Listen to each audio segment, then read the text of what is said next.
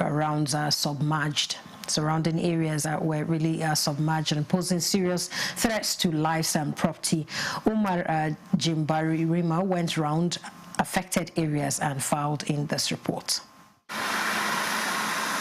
The rainfall, which residents described as one of the heaviest in recent time, flooded neighborhoods including Polu, Damboa Road, Millionaire Quarters, Gomari, Bulunkutu, Abuja Sheraton, Shuari, Bakasi, 1000 Housing Estate, 777, and parts of Old GRA. Residents are still reeling from the impact as many homes remained waterlogged, attributing it to inadequate drainage infrastructure that worsened the situation, leaving flood waters no clear path to flow. The people are now passionately appealing to relevant authorities to step up interventions and find lasting solutions to the recurring flooding. The water couldn't let us to achieve our goals, meaning we can't drive our children, we can't leave them anyhow because there's potholes and etc. So we need government to come our aid to come and put drainage and put a landmark and take proper look to this area. Experts linked the increased frequency and intensity of floods in Maiduguri to climate change, which they say has triggered more unpredictable and extreme weather patterns amidst rapid urbanization and population growth, leading to unregulated development, pushing low-income families into flood-prone zones.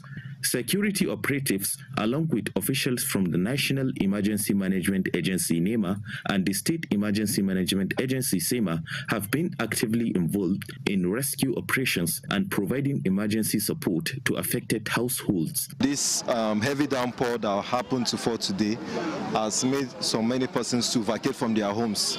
That's why we have the police which are deployed on strategic locations to ensure that whenever these properties are left at home, they should feel safe that the police are there to guide over them. Residents living along riverbanks and floodplains have been advised to relocate to safer grounds with evacuation routes clearly outlined by authorities. While the government continues its efforts, residents are also urged to support these initiatives by following flood control regulations, avoiding indiscriminate dumping of waste, and cooperating with emergency response guidelines.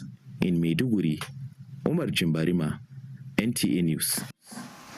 And some parts of Yola in Adamawa State was also recently ravaged by flash floods that claimed lives and property. I'm joining one of our correspondents in Yola, Bilkisu Abubakar, to tell us the current situation of things there. Hello, Bilkisu. I know that we have reports of some persons that their lives have been claimed from this flood. What is the current situation there in terms of aid, that's relief materials? Okay, as you have said, the flood has claimed lives in Yola South local government area of Adamawa State. About 26 people have lost their lives in the floods from the reports that we have received from the National Emergency Management Agency. And as regards to the relief materials, as you have said, the state governments, federal governments through the National Emergency Management Agency now has just presented relief materials. For instance, the Bayelsa state government presented about 100 million naira to the Adamawa state government for onward sharing to the victims in Yola South local government area. And the National Emergency Management Agency, as you can see in my background, they are just presented the relief materials worth of millions of naira to the Adamawa state government, where the Deputy Governor of Adamawa State, Professor Kaleta Buapalauta, is here to receive the materials on behalf of the Adamawa state government for onward sharing to the victims in Yola South local government area. And from the report which also indicates that the clause has now been closed and the authorities concerned and working out modalities to see that they have been able to ascertain the level of damage that have done, especially to the number of houses and the other valuables that are affected by the floods. So this is the situation so far in Yola, and the number of the missing people are still 11 people are missing in the flood, of which they are yet to recover it. But the authorities concerned as regards to the environmental actors and the NEMA, among other organizations, are working round the clock to see that they have recovered the number of people, the 11 people that are missing from the floods. Back to our studios in Abuja. Comfort, over to you. All right, Blikisu, I'm glad that there are efforts to probably relieve their pain there in that area, but has the water receded? And the victims that are affected, those are the ones that at least they can see, apart from the ones they are looking for, where are they staying? Have they provided them with some sort of shelter?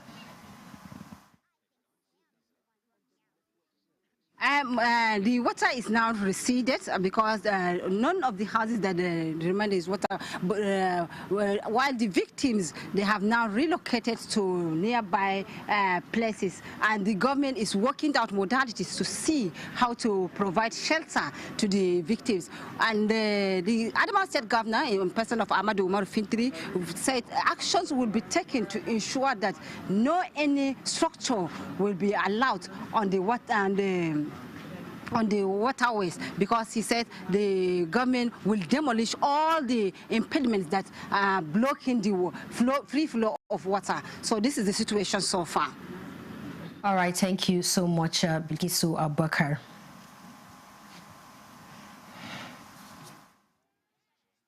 There's growing disquiet in Nigeria's tertiary education sector, not just from students, but from some academics who were guests on NTA's Good Morning Nigeria. They say there's a widening gap between expectations and reality in the sector. Details with Ekemini Williams. It's no secret that Nigeria's ivory towers are losing their shine. From lecture halls to laboratories, frustration is rising. But this is not just over dilapidated infrastructure, but also over how universities are managed and funded. Professor Andrew Haruna, Secretary of the Committee of Vice Chancellors of Nigerian Universities, says the cracks have become gaping holes. In his words, the system is over-politicized, underfunded, and dangerously commercialized, making it harder for intellectuals to thrive or be heard. So when we talk of funding, I tell you honestly speaking, there is no funding with regard to the Nigerian university system. I'm the Secretary General of the Committee of Vice Chancellors. I know what the Vice Chancellors are going through. Even the little overhead you give them, every hour they are called to Abuja to report for something which is completely non-academic.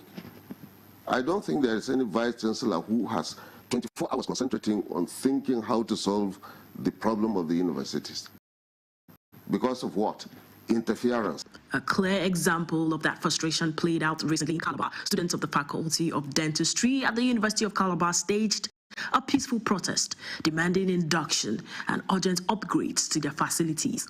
They marched to the Ministry of Health and Education, pleading for intervention. But their chants echoed a far broader cry for help across Nigeria's campuses. President of ASU, Professor Christopher P. Warner, says the ideas for reform exist. What is missing is political will.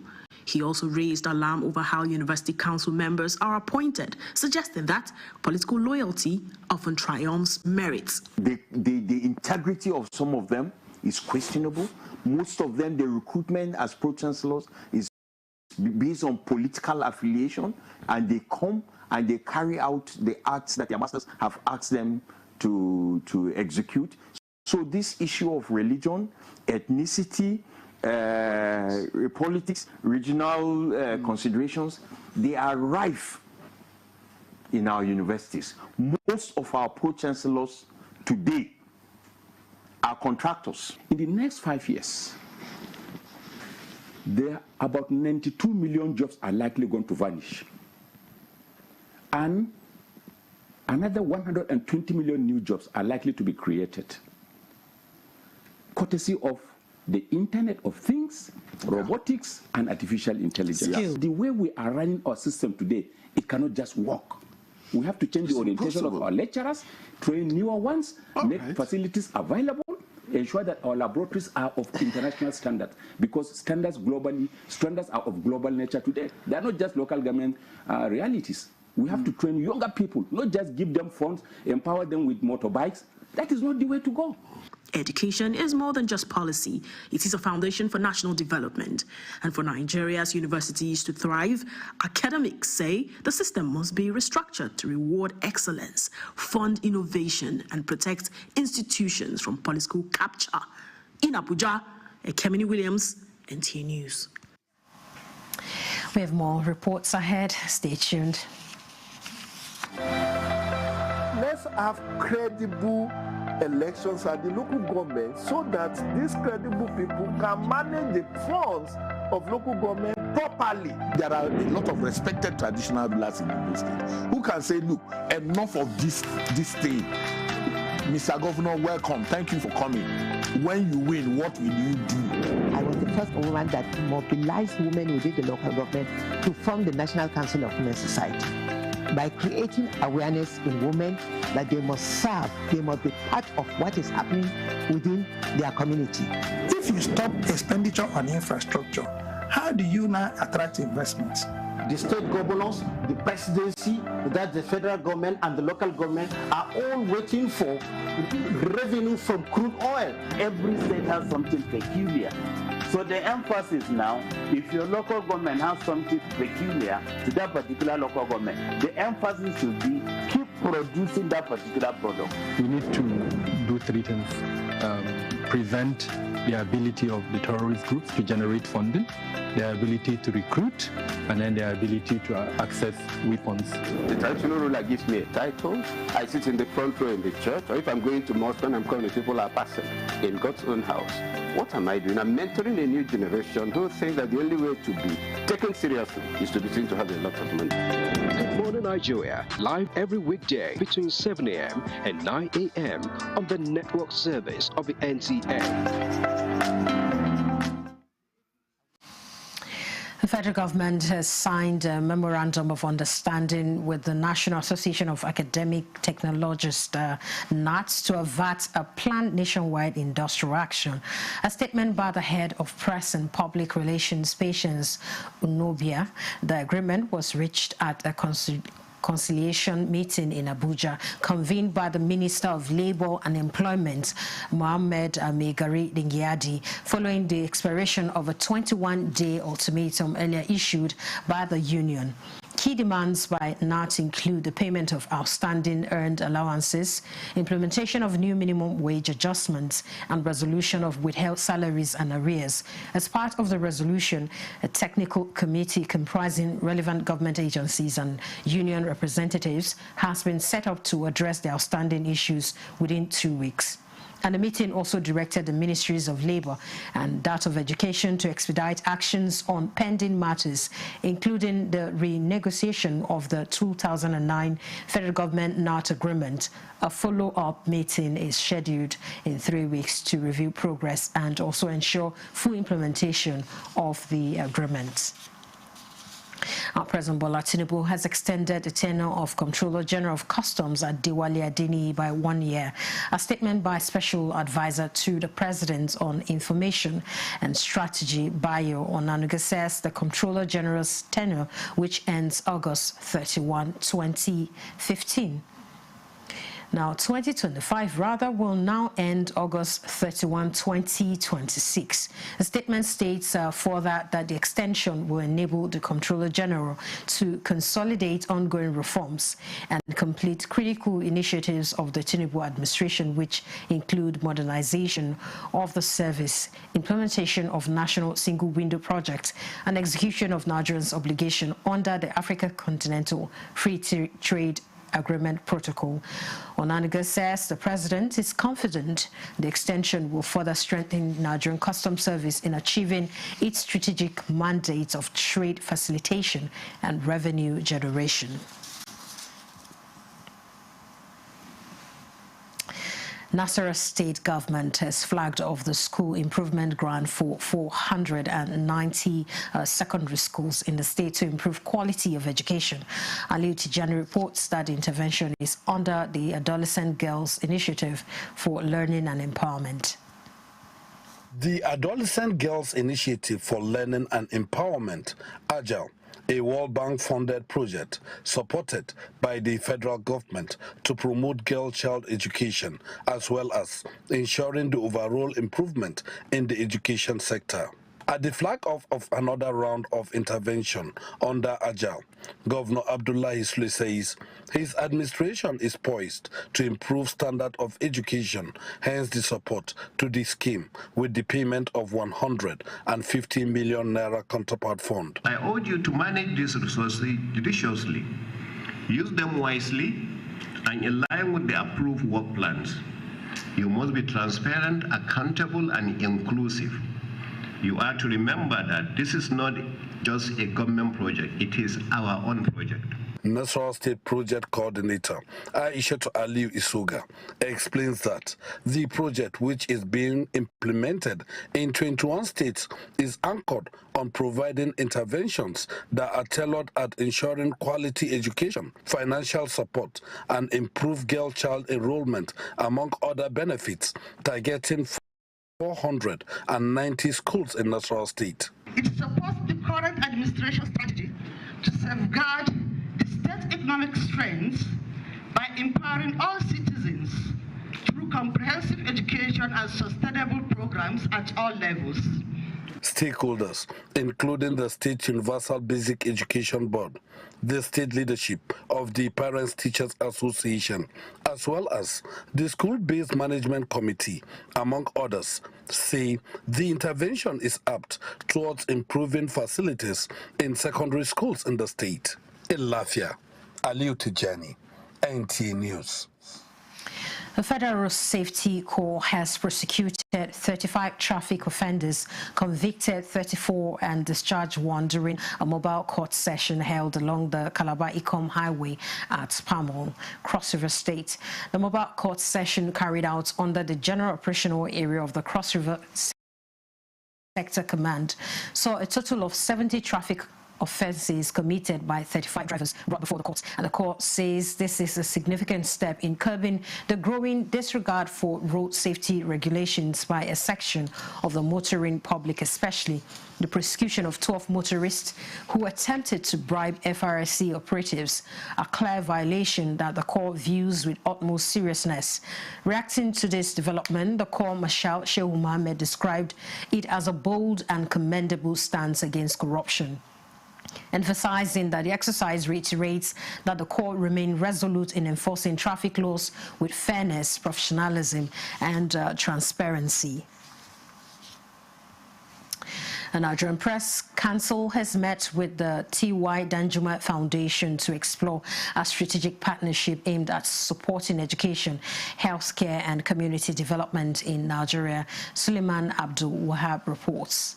And you hardly see people buy newspapers, okay? This is one of the outcomes of technological development. So we train and retrain journalists to build their capacity to be able to work in tandem with the advancement in technology. The Executive Secretary of the Nigerian Press Council, Dili Ezuga, described the meeting as a step towards ethical journalism and national development. He praised the T.Y. Danjuma Foundation's work in education, healthcare, and creating safe and supportive environments for the less privileged. So there's a great opportunity to work with the Nigerian Press Council to make sure that, there's alignment in communicating the kind of work we do, the interests of the institution, and, protecting the voices of our beneficiaries. What the foundation does is actually similar to what we were set up to do, namely creating a happy environment, creating a just environment. In journalism, ours is to help to create an environment that journalism helps in sanitizing, creating a safe environment and a progressive environment. Ejuga said both bodies share goals in promoting media literacy, responsible communication, and community growth. I am an intern of the T.Y. Danjuma Foundation, and throughout my experience being an intern, I've learned so much about philanthropy. I've benefited a lot in knowledge exposure. I've been able to see things I usually wouldn't see from my comfort at home. The partnership reflects a joint commitment to ethical media and national progress. In Abuja, Suleiman Tobu Abdul Wahab, NT News. That concludes the news desk at this time. I'm Comfort Amodu, and thanks for watching.